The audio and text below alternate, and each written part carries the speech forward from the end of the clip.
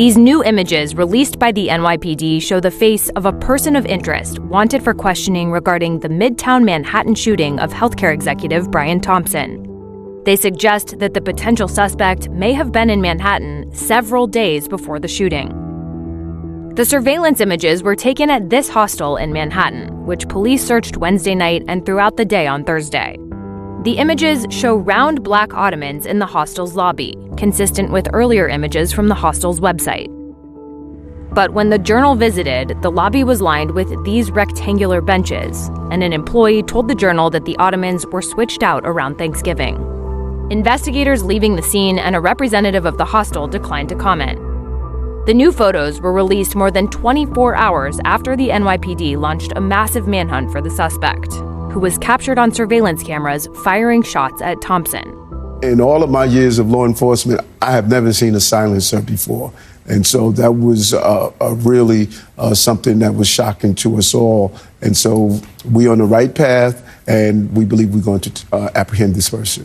Police are now piecing together a timeline of the suspect's movements. In the minutes before the shooting, he visited a Starbucks and made purchases with cash, which can't be tracked, according to a law enforcement official. After the shooting, the suspect fled on foot before hopping on an e-bike and riding into Central Park. Police are also analyzing evidence from the scene, including shell casings with the words "deny, defend, depose" written in Sharpie.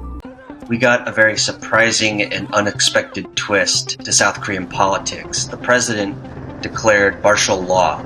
The first time we've seen this in more than 4 decades. What we saw was intense militarization. Armed soldiers storm into the National Assembly building. That required some lawmakers to scale fences, to get inside the building, to take the vote, to tell this president to end martial law. It was essentially a scene out of a film that many South Koreans wish they would never have to see. This was a pretty short-lived run of martial law in South Korea. The president announced it around 10:30 on Tuesday night. 체제 전복을 노리는 반국가 세력의 준동으로부터 국민의 자유와 안전 그리고 국가 지속 가능성을 보장하며 미래 세대에게 제대로 된 나라를 물려주기 위한 불가피한 조치. Within a couple of hours, the legislature told him this needed to end. And a few hours after that, the president, around 4:30 in the morning here, local time on Wednesday, said that he would acknowledge the vote telling him to end martial law. What was among the most surprising developments on a completely surprising day was that U.S. officials, both publicly and privately, have said they were not given advance notice. We are watching the recent developments in the ROK with grave concern. From this South Korean administration's perspective, they have no closer ally than the U.S. and no more important ally than the U.S.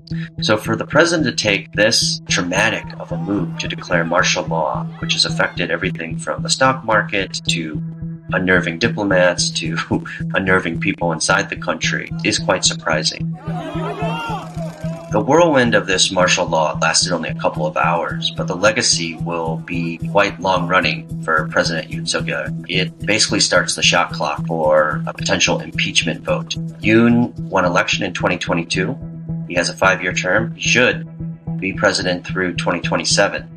President Yoon is not a politician by background. He was a career prosecutor. He's a political neophyte.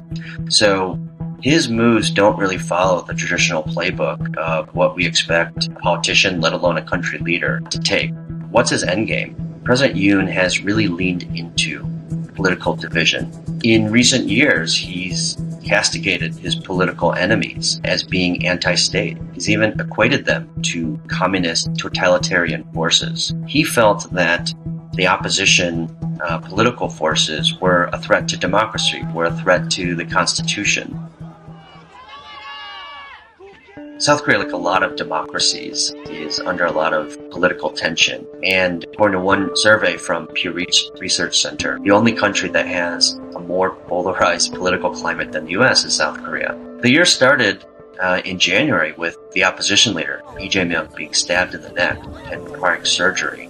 And within this malaise, there's a lot of backlash and angst, and President Yoon he's bared the brunt of that. He has low approval ratings.